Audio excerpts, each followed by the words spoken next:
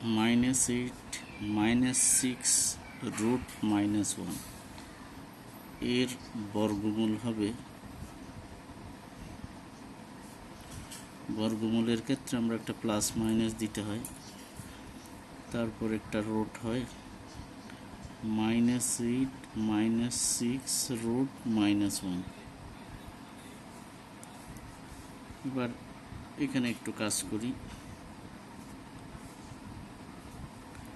-8 -6 -1 সমান হচ্ছে i square,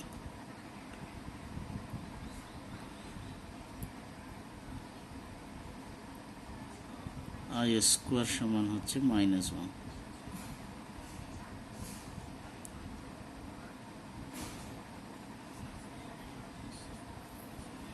-8 -6i এই হচ্ছে আমাদের বর্গমূল। এটাকে আমরা কিভাবে সহজে বর্গমূল নির্ণয় করতে পারি সেটা একটু বোঝাবো। যেখানে যেহেতু -6i আছে, এটার একটা রাফ বোঝানো হচ্ছে।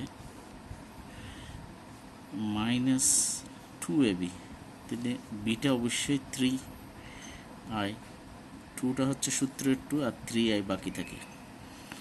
3i-কে যদি আমি স্কোয়ার করি তাহলে 9i স্কোয়ার হবে। i স্কোয়ারের মান যেহেতু -1 -9 হবে, তাহলে আমার একটা যেহেতু -9 দরকার,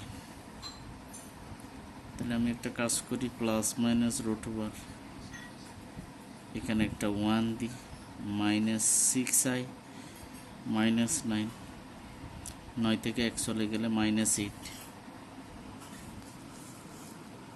এবার প্লাস মাইনাস থাক,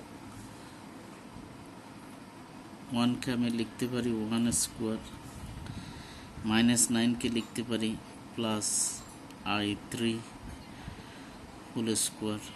i স্কোয়ারের মান -1, -2ab, এ মানে হচ্ছে 1, বি মানে হচ্ছে i3, তাহলে plus minus root over 1 i3 whole square. স্কোয়ারের সাথে রুট চলে গেলে